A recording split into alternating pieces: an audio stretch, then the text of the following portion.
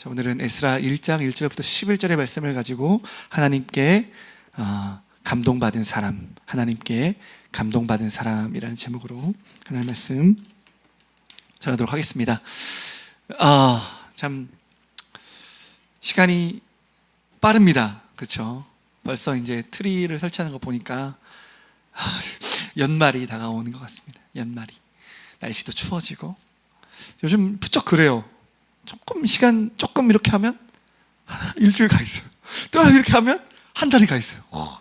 세월이 정말 빠르다, 그런 생각을 해요. 언제 또 이렇게 시간이 갔습니다. 이제 또 조금 한 달 정도 있으면 저희 교회가 또 설립한 지 1주년이 됩니다. 1주년이 돼요. 언제 1년이 이렇게 됐는지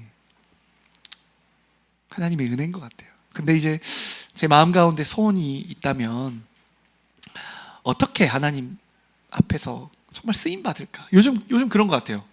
시간은 빠른데 진짜 이렇게 우리가 부족하잖아요. 근데 좀 하나님께 쓰임 받고 싶다는 마음, 하나님이 나를 좀 쓰셨으면 좋겠다는 마음. 그래서 요즘 계속 기도해요. 하나님, 어떻게 하나님을 좀 기쁘시게 할까요? 하나님 어떻게 하면 하나님 나라를 위해 우리가 좀 헌신할까요? 어떻게 하면 하나님 기쁘시게 할까요? 요즘 그런 고민들을 하고 있어요. 하나님께서 저와 여러분이 이렇게 빠른 인생이지만 그 끝에 너희 참 내 앞에서 귀한 삶 살았다, 이렇게 여겨주시면 좋겠습니다. 저도 그렇고 여러분도 그렇고 우리 주대심교회도 그렇고 부족한 우리이지만 하나님 기쁘시게 해서 하나님 앞에 섰을 때 참 잘했다고 칭찬받는 주님의 사람 됐으면 좋겠고, 저희 교회도 정말 하나님이 기뻐하시는 일 했으면 좋겠어요. 기도해 주십시오. 우리 주대심교회가 작지만 우리 7교회 중에 그런 교회 있었잖아요. 작지만 능력이 작은데 큰 일을 했던 교회들이 있었잖아요. 능력과 상관없이 하나님이 힘 주시는 것으로 정말 귀한 일을 감당했으면 좋겠고, 하나님 특별히 좀 길을 열어주셔서 그런 사역을 감당했으면 좋겠습니다. 오늘 이제 에스라를 우리가 봅니다.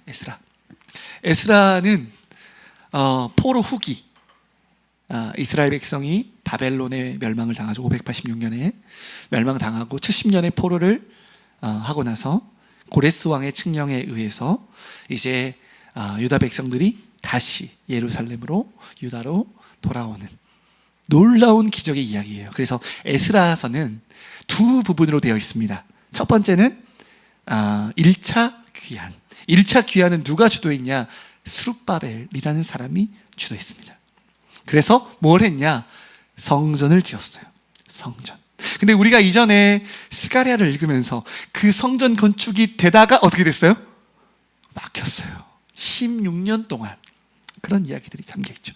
그리고 나서 2차 귀환이 있습니다. 80년 정도가 흐른 후에 이 2차 귀환을 주도한 사람이 누굽니까? 에스라였어요. 에스라. 그러면서 다시 성전을 재건하고 영적 부흥, 성전을 재건하는 것뿐만 아니라 에스라로 말미암아 영적 부흥의 이야기가, 그래서 3차 귀환, 이 3차 귀환은 느헤미야를 통해 이루어지거든요. 그럼 에스라서는 이 3차 귀환 전까지 1차, 2차, 그리고 성전을 재건하는 일과 영적인 부흥에 대한 말씀이다. 이렇게 정리하면 에스라가 정리가 됩니다. 이제 에스라서를 볼 거예요. 제가 이번 주에 QTI라고 하는 우리 소유랑 할 수 있는 큐티지를 샀습니다. 어느 날 갑자기 그런 마음이 드는 거예요. 내가 매일매일 묵상을 하는데 이거를 우리 아이에게 가르쳐 주면 좋겠다. 내가 매일 묵상하잖아요. 요즘에 이제 새벽 기도대로 제가 매일 설교하잖아요. 그러니까 이제 뭐 준비된 거니까 아이에 맞춰서 재밌게만 해주면 좋겠다. 그렇게 생각하다 보니까 QTI 뭐 있을 것 같은 거예요. 그래서 며칠 전에 밥 먹으면서 식당 갔는데 그 밑에 또 기독교 서점 있는 거 알고 거기로 갔습니다. 그래서 QTI 사가지고 소유랑 말씀을 가르치는데 너무 좋은 거예요. 그래서 우리 창여 계신 부부에게도 QTI 선물했습니다. 하실 거죠? 우리 이강이 할 거죠? 네, 그래서 제가 이제 이야기를 왜 하냐면 이제 제가 생각을 해본 거예요. 우리 아이들이 지금 이제 3살쯤 됐잖아요. 근데 이 매일 성경이 6년 주기로 돌아요. 성경이. 그러면 내가 이 20살 전까지 이 아이들이 성경을 3번 정도를 묵상한다면, 그리고 그 말씀이 우리 아이들의 인생에 심기면 정말 이 아이들이 말씀의 사람이 되겠다, 그런 생각이 드는 거예요. 기대가 되는 거예요. 저도 마찬가지. 저도 저희 설교 들은 분 중에 김평화 목사님은 아직 대형교회 목사님에 비하면 좀 깊이가 부족하다, 좀 그런 이야기를 하시는 분이 있거든요. 그럼 제가 맞다고. 근데 제가 이렇게 이 묵상의 시간이 쌓여가서 어느덧 제가 한 두세 번 성경을 돌고 나면 저도 달라지겠죠. 깊어지겠죠. 여러분도 깊어지겠죠. 그렇죠?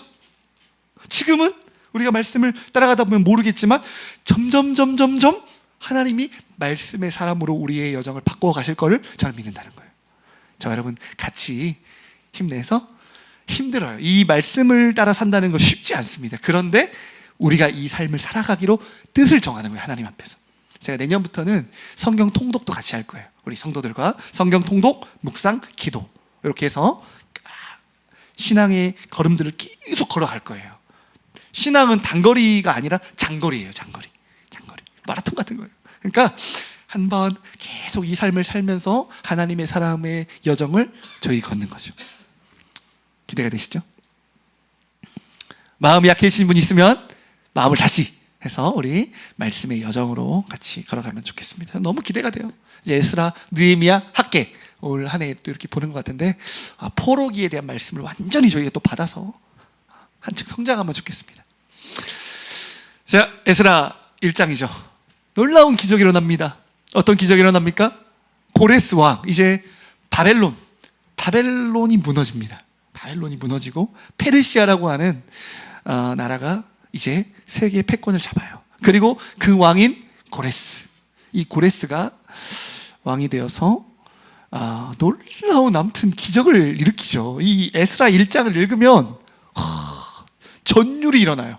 우리 아까 회원자매 기도했는데 하나님을 막 고백하잖아요, 이 고레스가. 그리고 포로되었던 이 유다 사람들을 어떻게 해요? 다시 귀환시키잖아요. 귀환만 시키나요? 성전도 짓게 해주잖아요. 성전만 짓게 해주나요? 자치적인 나라를 세울 수 있도록 도와주죠. 그뿐만 아니라 어떻게 해요? 성전을 지을 수 있는 예물까지도 주변 백성들을 통해서 보내주죠. 그래서 제가 이제 주석을 보니까 제2의 출애굽이라 그래요. 바벨론에서 포로에 귀환한 사건은 제2의 출애굽이란 만큼 기적의 사건이라는 거예요. 구원 사건이라는 거예요. 하나님 회복의 사건이라는 거예요. 놀랍습니다. 그런데 이 사건 속에서 우리가 명확하게 본질을 꿰뚫어 봐야 되는데, 그 본질의 첫 번째가 뭐냐? 본질의 첫 번째, 우리 QTI, 저희 김소유 한번 얘기해 보세요. 우리 QTI 했습니다. QTI 첫날, 지난 월요일이에요. 어저께 1장 1절부터 11절의 말씀을 보는데 QTI는 딱 하나, 아이들에게 심길 것 딱 하나, 그게 뭐 있는 줄 아세요? 김소희 대답했습니까?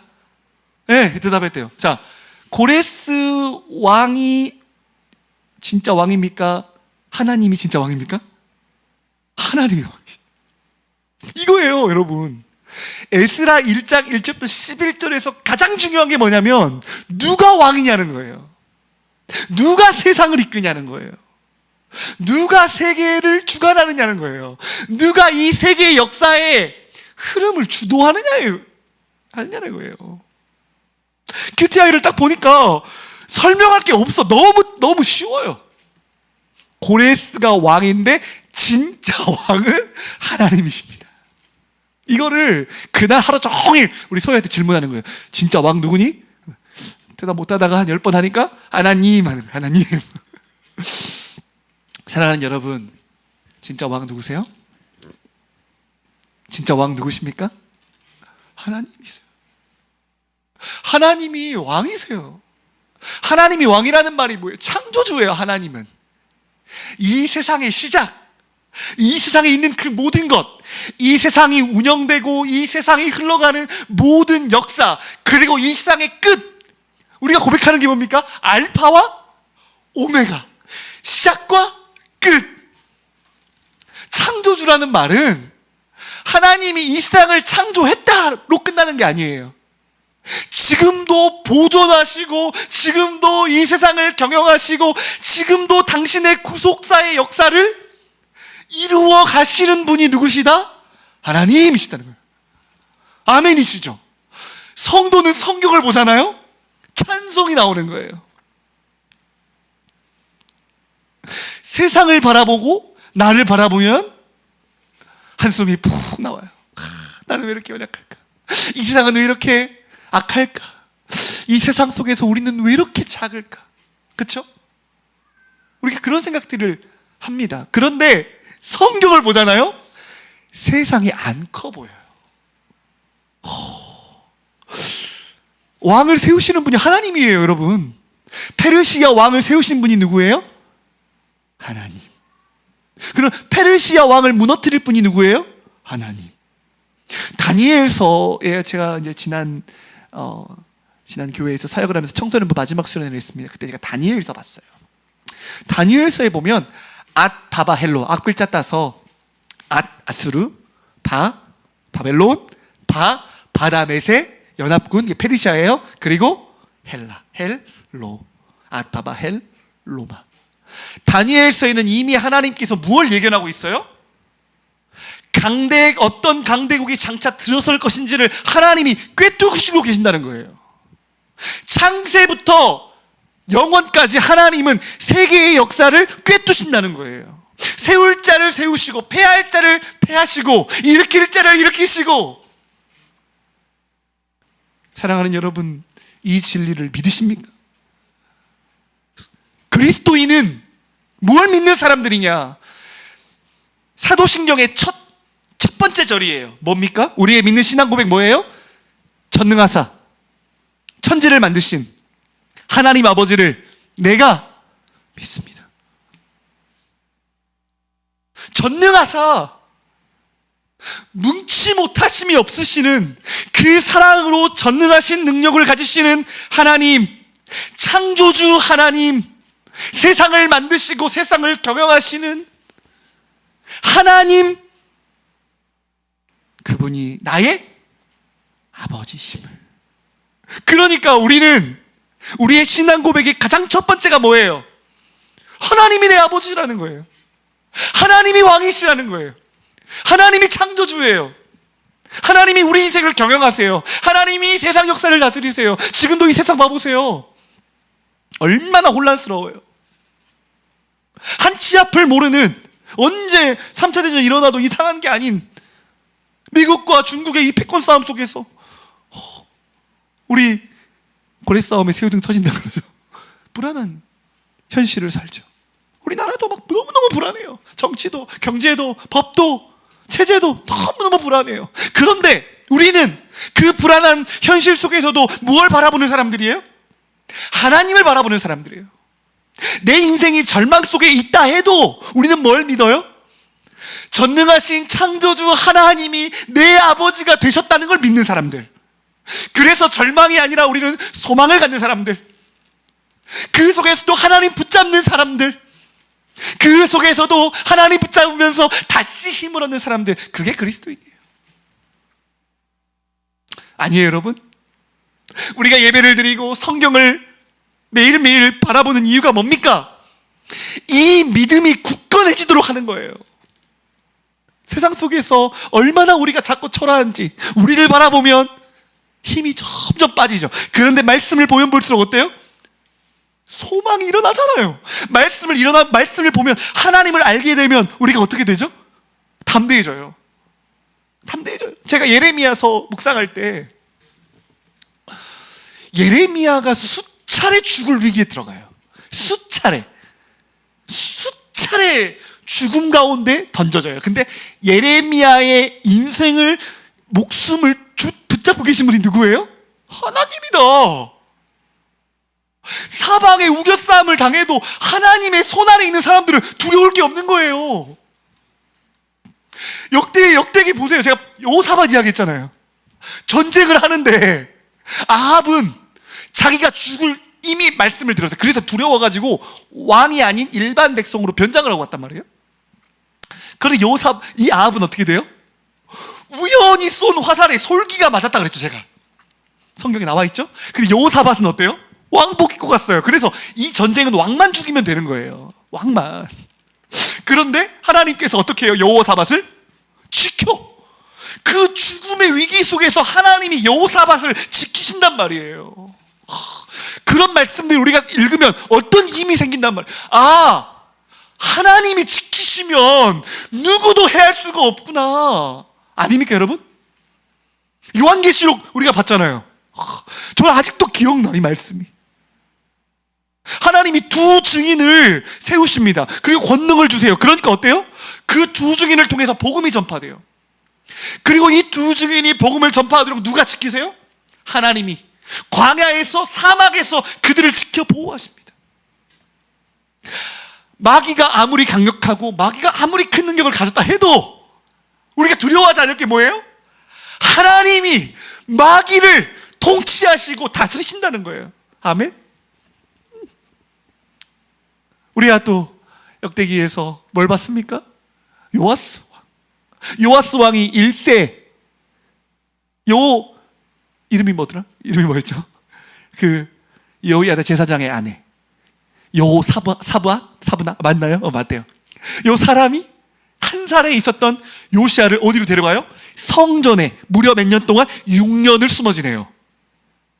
그런데 6년 동안 그 폭거했던 그 사람의 손에서부터 하나님이 어떻게 하세요? 지켜 보호하신다. 성경을 읽으면 성도들 안에 강해지는 게 뭐예요? 담대함이라는, 담대함. 쫄지 않는 담력이 생겨요. 망할 것 같지 않은 두려움이 생겨요. 사랑하는 여러분, 하나님이 왜 우리에게 말씀을 주실까요? 하나님을 알아가라고. 하나님을 알아고. 너희의 아버지신 너희 하나님의 위대하심을 경험하고 맛보고 누리며 믿음으로 살라고. 사랑하는 여러분, 그 하나님이 우리의 하나님이십니다. 우리는 그 하나님을 찬양하는 거예요. 그 하나님을 경배하는 거예요. 그 하나님이 나의 왕이심을 선포하는 거예요. 어떤 상황에서도 흔들리지 않고 주님께 우리의 삶을 맡기며 평안함을 누릴 수 있는 사람들, 이것이 바로 성도입니다. 사랑하는 여러분, 어떠한 자리에서도 주님만이 왕이심을 고백합시다. 주님만이 왕이심을 선포합시다. 하나님을 알아갑시다. 하나님의 위대하심을 알아갑시다. 사단의 손에서 우리를 지키시는 하나님의 능력을 고백합시다. 결코 하나님의 백성들을 망하게 하지 않으시를 하나님을 붙드십시다. 그 소망이 우리를 살게 하는 거예요. 이번 한 주도, 이번 하루도 그 믿음이 견고해져서 살아가는 거예요. 우리가 하루하루 그렇게 되기를 소망합니다.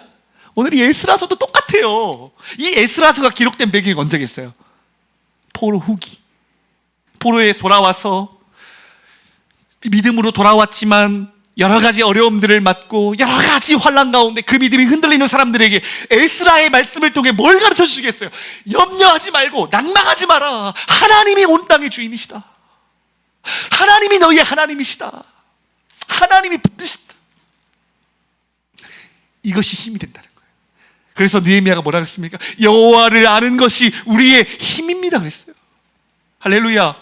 하나님을 아는 게 우리 힘이에요. 하나님을 알아갑시다. 하나님을 알지 못하면 망해요. 두려워하게 돼요. 하나님을 알면 두려워하잖아요. 이 세상 속에서. 자, 두 번째, 주님만이 왕이심을 이 에스라서는 고백했습니다. 두 번째는 뭘까요? 1절 우리 한번 같이 읽어보겠습니다. 시작. 바사왕 고레스 원년에 여호와께서 예레미야의 입을 통하여 하신 말씀을 이루게 하시려고 바사왕 고레스의 마음을 감동시키심에 그가 온 나라에 공포도 하고 조서도 내려 이르되. 자, 여러분, 이 1절에 왕이신 하나님은 어떤 분임을 드러내고 있어요? 한번 성경을 봐보세요. 중요하게 강조하고 있는 1절의 포인트가 있습니다. 여러분, 그게 뭡니까? 뭐가 중요한 것 같아요? 왕의 마음을 감동시키셨다. 또 뭐가 중요한 것 같아요?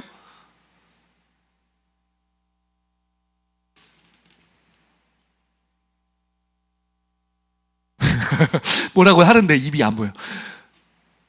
뭐가 중요한 것 같아요? 1절에 여호와께서 예레미야의 입을 통하여 하신 말씀을 이루게 하시려고. 이게 중요합니다. 여러분, 에스라서는 뭘 1절부터 선포하고 있어요? 하나님은 말씀을 이루신다. 할렐루야. 이게 소망이에요, 여러분. 하나님은 말씀을 이루신다. 하나님은 약속을 지키신다. 하나님의 말씀은, 한 번 선포된 하나님의 말씀은 반드시 성취된다. 어떠한 상황 속에서도, 어떠한 방해 속에서도, 어떠한 한계와 위기 속에서도 하나님의 말씀은 반드시 이루어진다. 이게 핵심이에요. 근데 이게 왜 우리에게 중요한 줄 아세요? 이것을 믿는 것이 성도의 힘이에요. 자, 우리 말씀 한 가지 보겠습니다. 예레미야 25장 11절부터 13절 좀 많이 볼 겁니다. 예레미야 25장 11절 13절. 예레미야가 고레스 왕이 나기 전에 예언했던 거예요. 이 예언을 자, 같이 한번 읽어보겠습니다. 시작. 이 모든 땅이 폐허가 되어 놀랄 일이 될 것이며 이 민족들은 70년 동안 바벨론의 왕을 섬기리라. 여호와의 말씀이니라. 70년이 끝나면 내가 바벨론의 왕과 그의 나라와 갈대아인의 땅을 그 죄악으로 말미암아 벌하여 영원히 폐허가 되게 하되. 또 읽어볼까요? 13절. 내가 그 땅을 향하여 선언한 바 곧 예레미야가 모든 민족을 향하여 예언하고 이 책에 기록된 나의 모든 말을 그 땅에 임하게 하리라. 자, 첫 번째 예언이 뭐였습니까? 70년이 되면 하나님께서 당신의 백성을 지금 버렸습니까? 아니요. 70년의 기간은 이 자신의 백성을 징계하시면서 정화시키시는 회복의 기간이란 말이에요. 그래서 예레미야는 뭘 선포했어요? 70년의 시간 동안 징계를 받아야 된다. 애굽으로 도망가지 말고, 다른 나라로 가지 말고, 바벨론의 포로에 있으면서 하나님의 징계를 받아 약속의 때를 기다려라. 70년이 지나면 너희를 쳤던 바벨론의 땅에 심판이 임한다. 이게 첫 번째 예언이었어요. 성취됐습니까? 성전됐습니까? 성취됐죠. 바사왕 고레스를 통하여 바벨론을 무너뜨리셨어요. 정확하게 이루어졌어요, 하나님의 말씀이. 자, 두 번째 예레미야 29장 10절부터 14절입니다 우리 같이 한번 읽겠습니다. 시작. 여호와께서 이와 같이 말씀하시니라. 바벨론에서 70년이 차면 내가 너희를 돌보고 나의 선한 말을 너희에게 성취하여 너희를 이곳으로 돌아오게 하리라. 여호와의 말씀이니라. 너희를 향한 나의 생각을 내가 아나니 평안이요 재앙이 아니니라. 너희에게 미래와 희망을 주는 것이니라. 너희가 내게 부르짖으며 내게 와서 기도하면 내가 너희들의 기도를 들을 것이요 너희가 온 마음으로 나를 구하면 나를 찾을 것이요 나를 만나리라. 이것은 여호와의 말씀이니라. 나는 너희를 만날 것이며 너희를 포로된 중에서 다시 돌아오게 하되 내가 쫓아보내었던 나라들과 모든 곳에서 모아 사로잡혀 떠났던 그곳으로 돌아오게 하리라. 이것은 여호와의 말씀이니라. 아멘. 예레미야 선지자는 언제 활동했던 선지자입니까?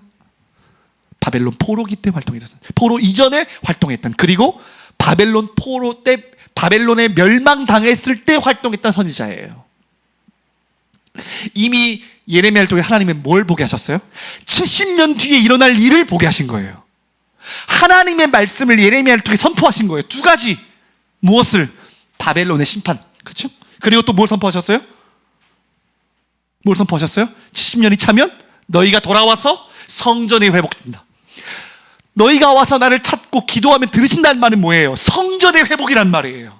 하나님 나라의 백성이 다시 한번 회복될 것을 말씀하셨다는 거예요. 여러분, 이 말씀이 어떻게 됩니까? 정확하게 하나님의 70년의 때가 찾아 성취되었어요. 고레스 왕이라는 사람을 통하여서 하나님은 바벨론을 무너뜨리시고 예루살렘으로 돌아와서 성전을 짓도록 하셨어요. 놀랍죠? 자, 그런데 하나님의 말씀이 한 번 더 선포됩니다. 이사야 44장 28절 우리 같이 한번 읽도록 하겠습니다. 시작. 대하여는 이르기를 내 목자라 그가 나의 모든 기쁨을 성취하리라 하며, 예루살렘에 대하여는 이르기를 중건되리라 하며, 성전에 대하여는 내 기초가 놓여지리라 하는 자니라. 아멘. 자, 고레스라는 사람이 언제 예언되었어요?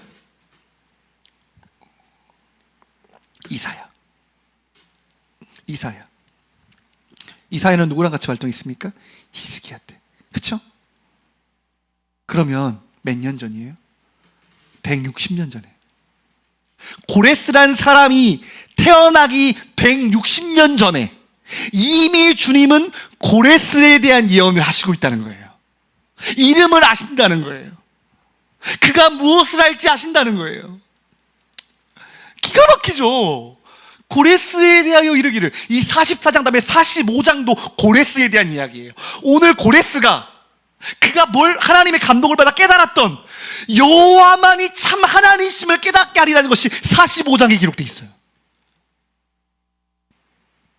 놀랍지 않습니까? 하나님께서 당신의 말씀을 통하여서 당신의 말씀을 성취하신다는 것을 놀랍게 보여주고 있어요.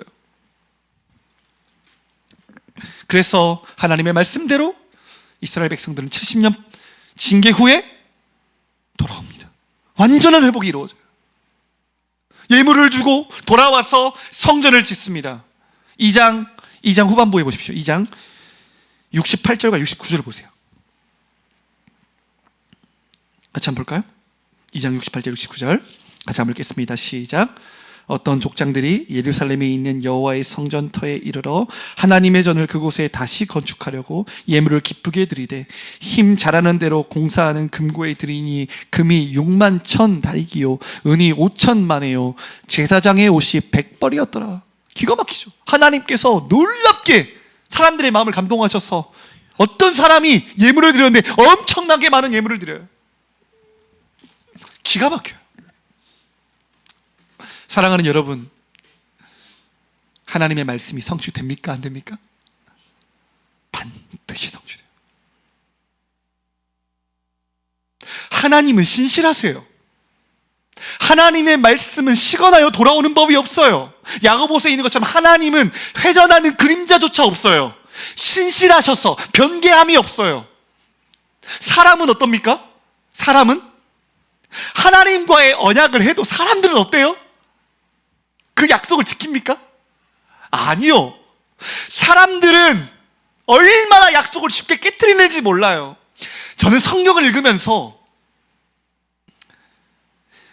제가 20대 때 하나님 만나고 나서 제 마음에 품었던 두 가지 소원이 있어요. 첫 번째, 주님 닮아서 사랑이 많은 사람 되고 싶습니다. 제가 이 기도를 드렸어요. 그래서 제가 고린도전서 사랑의 13장의 사랑에 있는 내용 9글자를 따서 매일 기도했어요. 온시자교 무유성학생 이렇게 하면서 제가 사랑을 날마다 구했어요. 두 번째 기도가 뭔지 아세요? 신실한 사람 되게 해주세요. 신실한 사람. 성경을 보니까 하나님이 신실해. 하나님의 사람들은 거짓이 없어. 하나님의 사람들은 아멘 신실하단 말이에요. 그래서 제가 하나님, 제가 신실한 사람 되게 해주세요. 말하는 것을 지키는 사람 되게 해주세요. 말 가볍게 하지 않게 해주세요. 성실하게 하나님 섬기는 사람 되게 해주세요. 제가 20대 때 이거 두 가지를 기도했어요. 제가 10대, 20대 때 참 공부도 많이 안 하고 성실함을 갖추지 못했어요. 그래서 저는 지금까지도 참 쉽지 않거든요. 그런데 20대 때 하나님을 알면서 내가 성실한 사람 되게 해달라고 하나님께 기도했어요. 그 기도에 힘이었는지 모르겠으나 에스라 다니면서 매일 묵상하는 힘이 길러졌어요. 매일 하나님 앞에서 내가 하나님 앞에 작정한 거를 이루어가는 그 성실함. 저는 사람이 100% 바뀐다고 믿어요. 어떤 사람들은 사람은 안 바뀐다 그러잖아요. 여러분 자신도 나는 안 변한다고 생각하는 사람도 있을 수 있어요. 그렇지 않아요. 하나님의 사람은 마음의 소원을 품고 기도하면서 변해가요. 그게 무엇든지 간에 과거의 상처든 과거의 습관이든 그게 무엇이든지 변해요. 100% 바뀌어요. 저는 그걸 믿어요. 저는 제 인생이 그런 증인이 됐으면 좋겠어요. 하나님이 100% 바뀔 수 있다는 것을 고백하며 살아가는 사람이 되면 좋겠어요. 지금도 저와 여러분의 마음 가운데 신실하신 하나님 닮은 하나님 사람 되게 해주세요. 이런 기도 날마다 드리세요. 하나님 앞에서. 하나님의 사람은 어디서나 신실해요. 교회에서든 가정에서든 일터에서든 신실한 사람이 돼요. 우리 하나님 신실해요. 말씀하신 걸 반드시 지켜요. 사람들은 능력이 부족해서도 못 지켜요. 그러나 우리 하나님은 능력이 부족하지 않으세요. 하나님은 변개함이 없으세요. 영원전부터 하나님은 마음이 즉흥대로 움직이는 분이 아니에요. 약속하시고 뜻을 정하시고 법을 만드셔서 그 법을 지키세요. 그러니까 법을 안 지키는 사람들은 그리스도인이 아니에요. 하나님은 신실하시기 때문이에요. 하나님을 닮은 그리스도인들은 주님을 따라 법을 지켜요. 약속을 지켜요. 신실해요. 그래서 성경은 구약, 약속의 책이에요. 신약, 약속의 책이에요. 하나님 약속. 하나님은 구약과 신약에서 사람들과 언약을 맺으십니다. 언약의 이야기야. 성경은 끝없는 언약이에요. 근데 언약의 종류는 두 가지예요. 첫 번째, 일방적인 언약이 있습니다. 이것은 조건이 붙질 않아요. 조건이 없는 언약, 일방적인 언약이에요. 은혜의 언약, 그렇죠? 그러면 또 다른 언약은 뭐예요? 쌍방의 언약이죠. 보통 우리가 언약을 누가 맺습니까? 하나님과 백성이 맺죠. 조건적 언약은 백성들의 상황에 따라 깨어지기도 합니다. 그렇죠? 그런데 일방적인 언약은 어때요? 일방적인 언약은 조건이 없어요. 하나님은 구약, 신약 무슨 약속을 하시냐는 거예요. 창세기 3장 15절에 아담과 하와가 하나님을 떠났을 때 뱀의 저주를 선언하시면서 여자의 후손을 통하여서 뱀의 머리를 깨트리시겠다고 약속하셨잖아요. 이게 하나님의 일방적인 언약이에요. 일방적인 선포예요.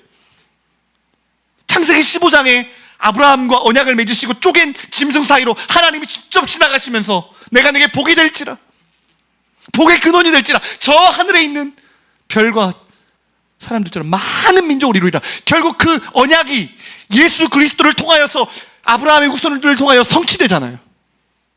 할렐루야. 기가 막히죠. 다윗 언약이 뭐예요? 다윗 언약? 쌍방의 언약이 아니에요. 하나님이 다윗을 통하여서 내 후손을 통하여서 내 나라를 견고하게 할 나라 자손을 일으키겠다는 거잖아요. 끊기지 않겠다고 한 거예요. 하나님이 버리지 않겠다고 한 거예요. 이 다윗의 자손들을 하나님께서 계속해서 이루어 가셔서 메시아를 보내줄 것이라는, 그래서 그분의 나라를 견고해야 할 것이라는 언약을 주셨다는 거예요. 할렐루야. 이게 구약이에요. 그래서 하나님이 그 언약을 어떻게? 신실하게 이루어 가셨다는 거예요. 기가 막혀요. 역대기를 읽어보면 사람들이 유다 왕들이 하나님을 얼마나 반역합니까? 얼마나 우상 천지를 만들어요? 심지어 그 우상인 성전 안에까지 우상을 가져다 놓는 엄청난 폐악을 저질러요. 그런데 하나님이 그 유다를 버리십니까? 안 버려요. 징계하시지만 끝까지 포기하지 않고 다윗의 계보의 왕들이 끊이지 않도록 간섭하시고 역사하시고 보호하신단 말이에요. 구약, 옛 언약 성취하시는 하나님. 제가 요즘에 목요일마다 공부를 하러 가요. 이 교수님이 고대 법대 출신이세요. 그래서 이 법에 대한 이야기를 정말 많이 해주세요. 그러면서 구약과 신약의 성경에 있는 내용을 해주시는데, 여러분 구약의 예언서가 몇 권입니까? 17권이에요. 17권. 많죠? 39권 중에 17권이 예언이에요. 예언. 신약에서는 이 예언서가 몇 권이에요? 맞힐 수 있잖아요, 이거는. 신약에서는 예언서가 몇 권? 장차 미래에 대해 예언하고 있는 책은 딱 하나밖에 없잖아요. 뭐예요? 계시록. 자, 왜 신약이라 한 권이에요? 다 이루어진 거예요, 약속이. 하나님께서 약속하셨던 뭐예요? 심판. 아수르의 심판 나간다. 바벨론에게 심판 나간다. 회복시킨다. 메시아 보낸다. 이루어졌습니까? 이루어진 거예요. 그래서 구약에서는 메시아에 대한 수없는 예언과 나라에 대한 예언이 많기 때문에 그렇게 예언이 많은 거예요. 신약의 한 권인 이유가 뭐예요? 이제 다 이루어졌어요. 더 이상 이루어질 게 없어요. 딱 하나 남았습니다. 뭐예요? 재림, 하나님 나라의 완성, 새 하늘과 새 땅, 새 예루살렘, 완전한 부활 아니에요? 이 예언이 이루어질까요? 안 질까요? 이루어집니다. 성경은 우리를 향해 끝없이 말하고 있는 거예요. 하나님의 말씀은 반드시 성취된다는 거예요. 반드시. 성취되지 않은 것이 단 하나도 없어요.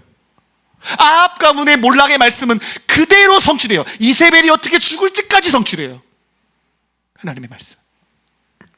사랑하는 여러분, 말씀의 인생을 걸어야 하는 이유는 여기 있단 말이에요.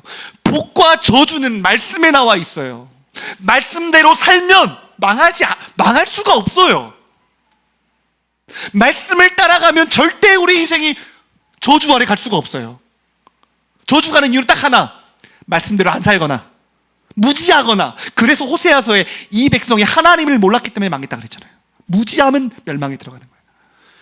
그래서 교회는 성도들을 말씀으로 인도해야 돼요. 말씀의 눈이 열려야 돼요. 말씀대로 살면 사는 거예요. 말씀대로 살면 말씀의 눈이 열려야 돼요. 말씀대로 순종해야 돼요. 말씀대로 걸어가면 돼요. 사랑하는 여러분, 저는 이 말씀을 생명의 책이라고 저는 믿어요. 생명의 책. 생명이 여기 있어요. 뭐가 생명이에요? 말씀이 생명이에요. 말씀대로 살면, 예수님 말씀 붙잡고 살면, 말씀을 따라 걸으면 하나님이 저와 여러분의 인생을 완전함으로 이끄실 줄 믿습니다. 모든 말씀은 하나님의 감동으로 되었어요. 하나님의 말씀은 사람을 완전하게 해요.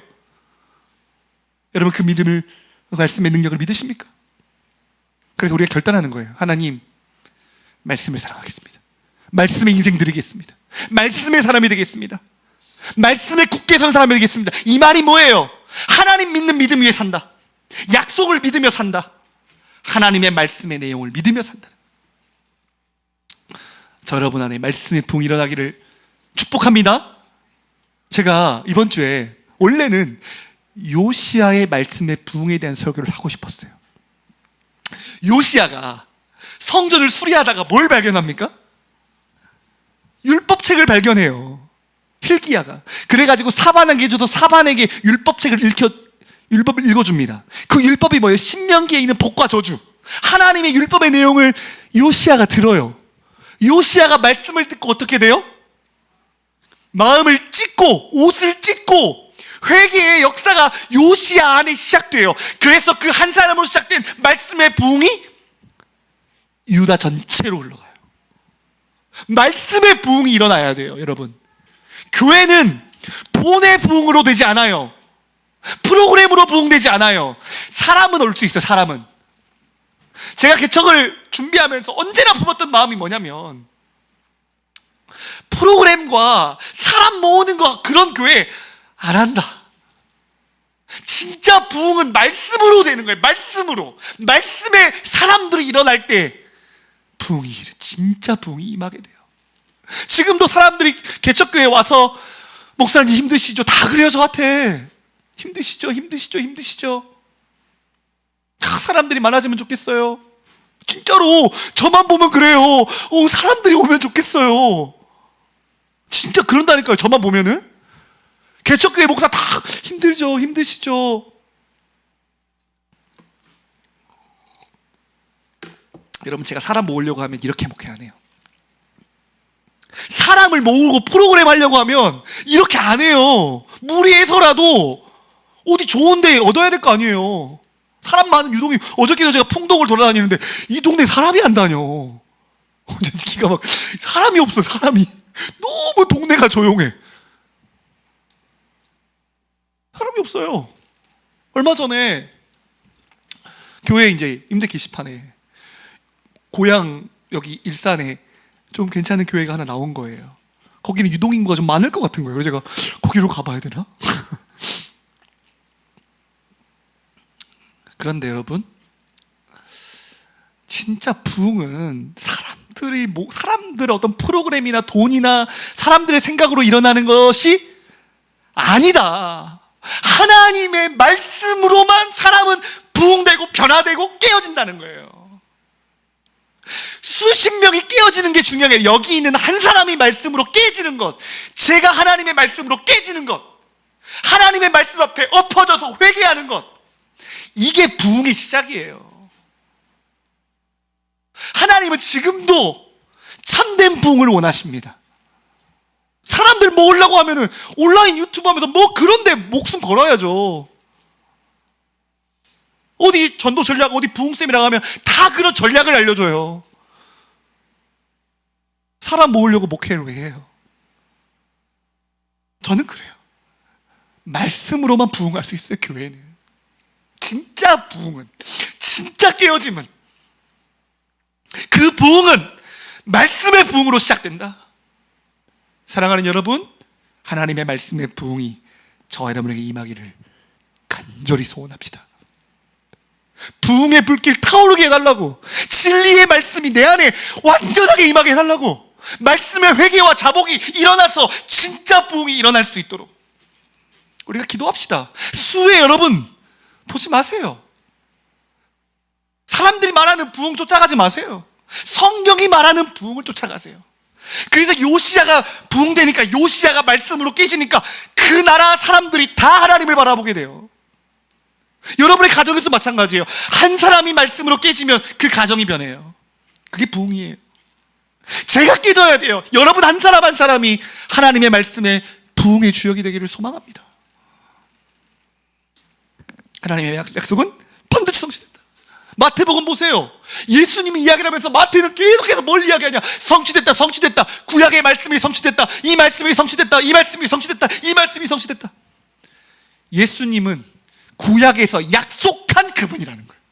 하나님이 준비하신 그분이라는 거예요. 우리의 구원자. 완전한, 도저히 구원을 받을 수 없는, 여러분 우리가 구원을 받을 수 없는 이유가 뭐예요?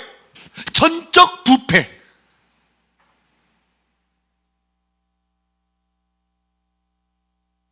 우리가 부패했어요. 뭐가 부패했냐?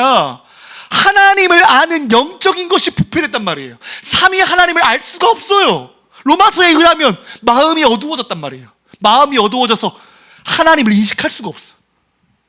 하나님을 알 수가 없단 말이에요. 그런데 하나님께서 은혜로 그 구원의 길을 여셨단 말이에요. 그게 구약에서는 안 나와요. 선택으로 등장해요.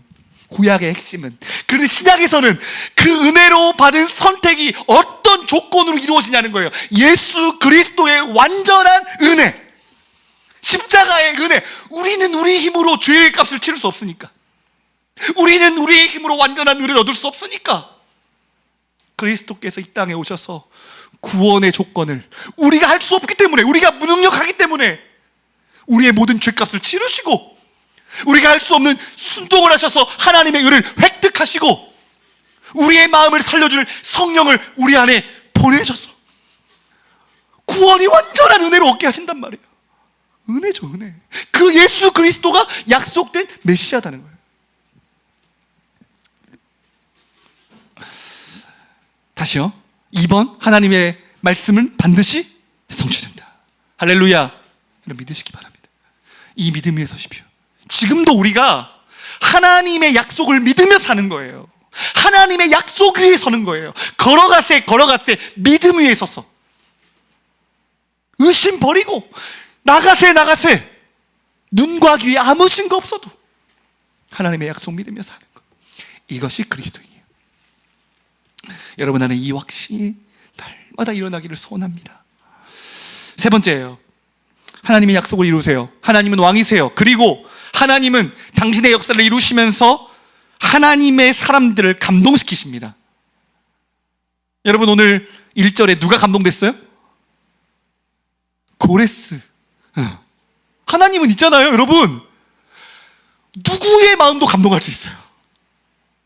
고레스, 이방 왕의 마음도 감동할 수 있어요. 이사야 45장에 보면 그 고레스 왕의 이야기가 나온단 말이에요. 하나님이 고레스를 깨닫게 하시는 게 무엇을? 여호와가 참 하나님이시구나.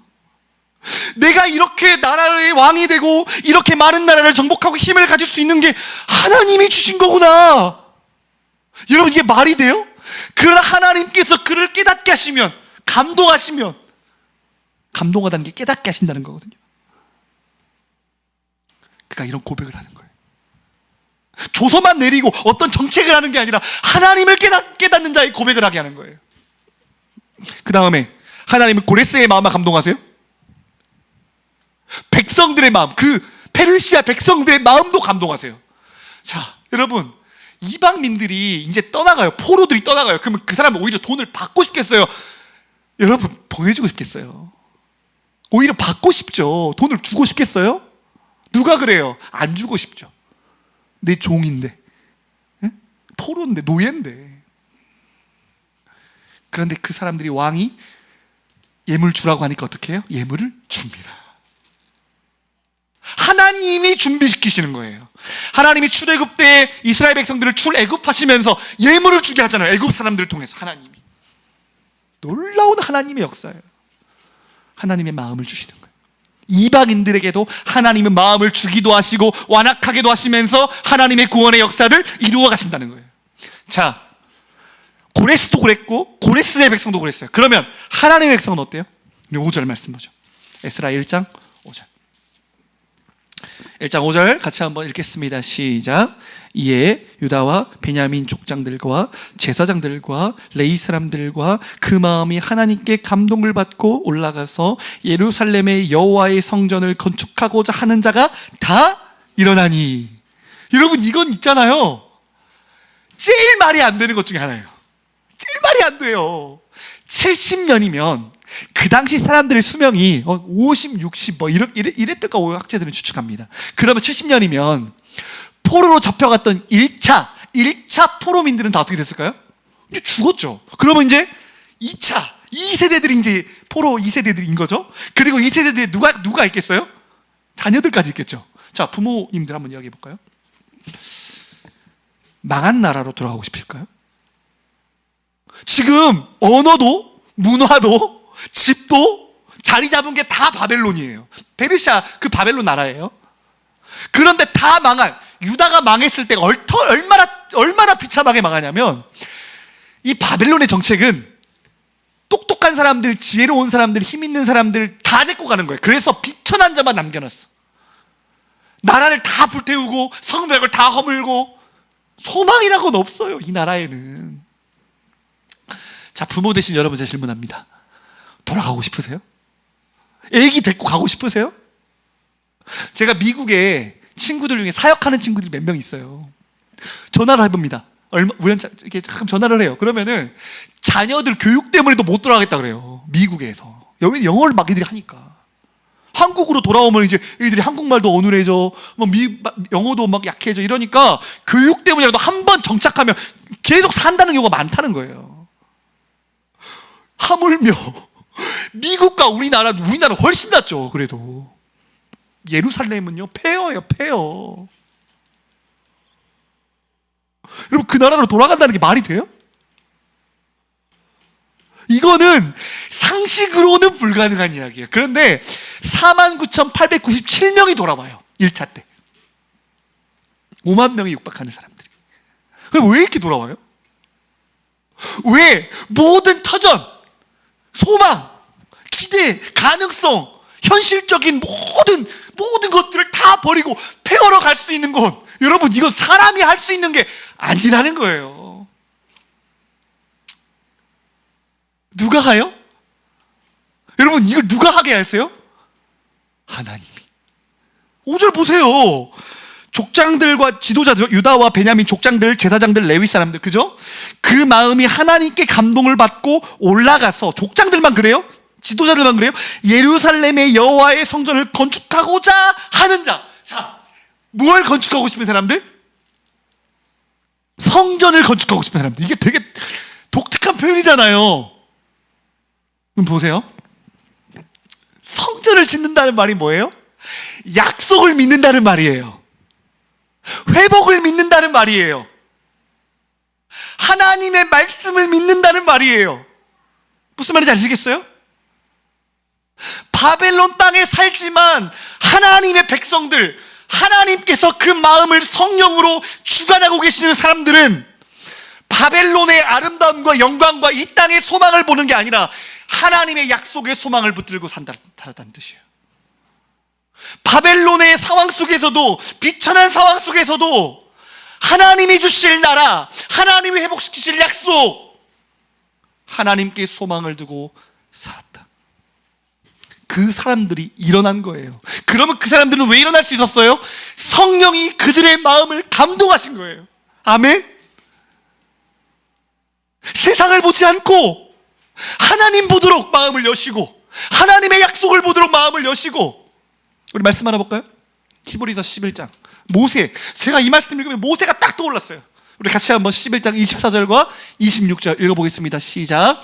믿음으로 모세는 장성하여 바로의 공주의 아들이라 칭함받기를 거절하고 도리어 하나님의 백성과 함께 고난받기를 잠시 죄악의 낙을 누리는 것보다 더 좋아하고 그리스도를 위하여 받는 수모를 애굽의 모든 보화보다 더 큰 재물로 여겼으니 이는 상 주심을 바라봄이라.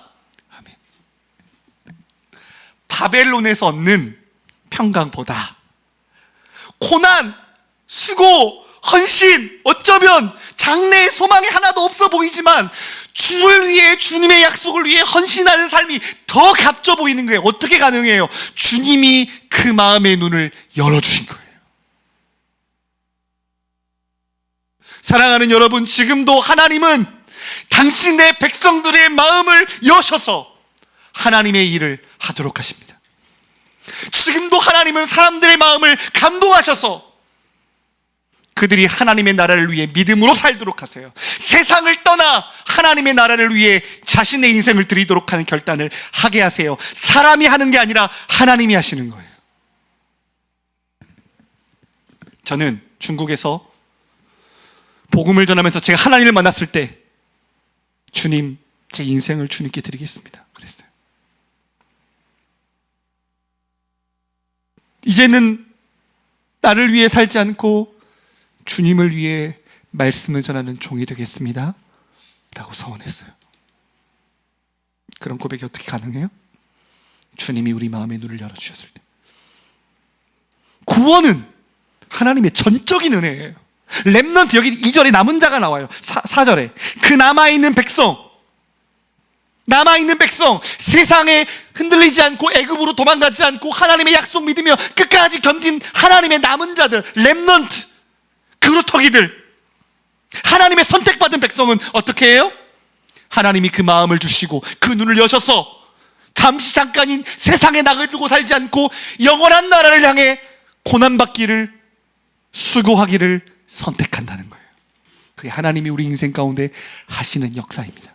그 역사를 봤기 때문에 저와 여러분이 하나님 향해 나아갈 수 있는 거예요. 최근에 이제 저는 한 어떤 형제를 알게 됐습니다. 저희 교회에 오는 저희 교회 성도는 아니지만 저희 교회에 자주 와서 아이 데리고 오시는 분이 한 분 있어서 이제 그분을 통해 어떤 지인분을 소개받게 됐어요. 그래서 그 지인분이 이제 서점에서 기독교 서점에서 일을 하시는데 이제 저에게 책을 보내주세요. 책을 본인이 읽다가 좋은 책들을 보내주세요. 그리고 얼마 전에는 우리 소유 읽으라고 또 말씀 가르는 책을 보내주신 거예요. 제가 그거 읽다가 QTI 해야겠다는 생각이 드는 거예요. 그러니까 참 감사한 분이죠. 근데 그분이 이제 책만 보내주는 게 아니라 이제 가끔 요즘에는 이제 본인들이 삶에서 하나님께 순종한 이야기들을 좀 글로 써가지고 또 보내주시더라고요. 제가 그걸 읽으면서 무슨 생각이 들었냐면 이분이 하나님의 말씀에 따라 철저하게 순종하려고 하는구나. 하나님의 말씀에 귀를 기울이며 순종하면서 사는 분이구나. 이제 그런 생각이 들었어요. 사랑하는 여러분, 하나님의 사람은 누구의 감동으로 살아요? 성령의 감동으로 살아요. 성령의 인도를 받으며 살아요. 성령이 주시는 마음을 가운데 살아요. 맞나요? 저희 교회가 지금 비가 새잖아요. 제가 이야기를 이제 오늘 좀 하는데 이제 비가 새요. 1차로 수리를 하고 지금 2차로 수리했는데 또 새요. 그래서 이번에는 또 한 300여만 원의 견적이 나왔어요. 대략 아직 정확하게 나온 건 아닌데 근데 그저께죠. 전화가 갑자기 와요. 전 교회, 제가 전에 살던 교회에서 재정 담당하는 집사님 전화가 오셨어요. 어떤 집사님이 작년 1월에 저희 교회에 헌금을 하셨대요. 저희 교회에. 근데 이번에 정리를 하다가 그걸 알게 되셨나 봐요. 지목 헌금 이런 걸 하셨나 봐요. 그런데 그 액수가 300만 원이에요. 그저께. 제가 그거를 딱 듣는데 뭐 어떻게 이러지? 이런 생각이 드는 거예요. 그냥 문득 그냥 그 전화를 받자마자 하나님이 그냥 다 준비하고 계신다? 이런 생각이 그냥 드는 거예요. 물론 저의 생각입니다. 그런데 저는 개척하면서 6개월, 제 퇴직금 6개월로 저는 이제 6개월 목회하고 딱 퇴직금으로 6개월 동안 사역할 수 있었거든요. 지금 제가 이제 11개월 차에 들었어요. 저희 성도들은 아시죠? 하나님께서 넘치도록 부으셨어요. 넘치도록. 제 머릿속의 계산은 6개월 하는 거예요. 그리고 하나님이 그만해라 하면 예 주님, 그러면 가정으로 가든지 뭐 부목회를 하든지 그땐 또 하나님께 묻고 나아가겠습니다. 그리고 개척했어요. 6개월 동안 퇴직금으로. 그런데 하나님은 내가 알지도 못하는 사람들을 통해서 교회에 헌금이 들어오는 거예요. 뭐 예상치도 못해요. 저를 알고 가까이 지냈던 사람들이 아니에요. 그 사람들은 모르는 사람들. 지금도 하나님이 주신 마음으로 살아가는 사람들이 있다는 거죠. 아니에요, 여러분? 지금도 인간의 상식과 인간의 계산으로 나아가는 것이 아니라 성령이 주는 마음을 따라 사는 사람들, 말씀을 따라 사는 사람들. 여러분, 성령님의 인도를 받는다는 건 무슨 의미예요? 말씀을 따라 산다는 거예요. 말씀의 인도를 받는다는 거예요. 막 성령께서 우리에게 마음을 주시고 감동하시고 있죠. 그것도 있습니다. 그런데 성령은 어떻게 하세요? 말씀을 통해서 우리를 인도하시고 견인하신다는 거예요. 우리 두 가지를 다 받아야 돼요. 성령이 주시는 마음의 감동과 말씀의 인도를 다 받아야 돼요. 그래서 성전을 짓고자 하는 자, 그럼 이 성전을 왜 지어요? 아까 예레미야가 뭐라 그랬어요? 어떤 약속을? 하나님이 너희 회복해서 성전 짓게 하실 거야. 예배하게 하실 거야. 만나주실 거야. 그 말씀 붙잡고 갔던 사람들, 그 사람들을 하나님께서 역사하셨다는 거예요. 사랑하는 여러분, 하나님의 사람들은 말씀의 인도를 받는 사람들이에요. 하나님의 사람들은 오늘도 우리 안에 오시는 성령님의 인도를 받고 성령님께 복종하고 성령님께 초점을 맞춰서 라디오 주파수 맞추는 것처럼, 그쵸? 옛날에 저희 옛날 라디오 해보셨나요? 이렇게 아날로그로 돌려서 막 0.1, 0.1 이렇게 해서 맞추잖아요. 그래서 조금 0.1만 틀어줘도 막 찌찌찌 막 하잖아요. 근데 정확하게 맞으면 나오잖아요.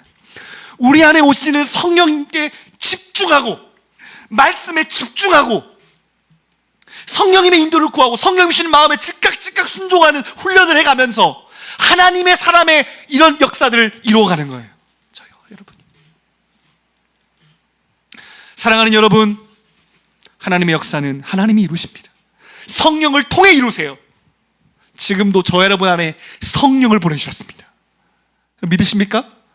성령이 여러분 안에 떠나시지 않고 오늘도 여러분을 인도하시고 마음을 감동하세요. 오늘 예배 가운데 마음을 감동하세요. 하나님이 말씀을 깨우치게 해주세요. 저 여러분이 성경을 읽을 때마다 성령님 우리 마음을 열어주시고 깨닫게 해주시고 마음에 도전을 주시고 뜻을 품게 해주세요. 성령님 때때마다 내가 성령님의 이 음성에 순종할 수 있게 해주세요. 복종하게 해주세요. 그래서 모세처럼 이스라엘 백성처럼 약속 붙잡고 살게 해주시고 말씀의 인도를 받게 해주시고 하나님의 역사를 이루는 사람들 되게 해주세요. 자, 여러분이 그런 하나님의 사람들 되기를 주님의 이름으로 축복합니다. 우리 성찬식 진행하겠습니다.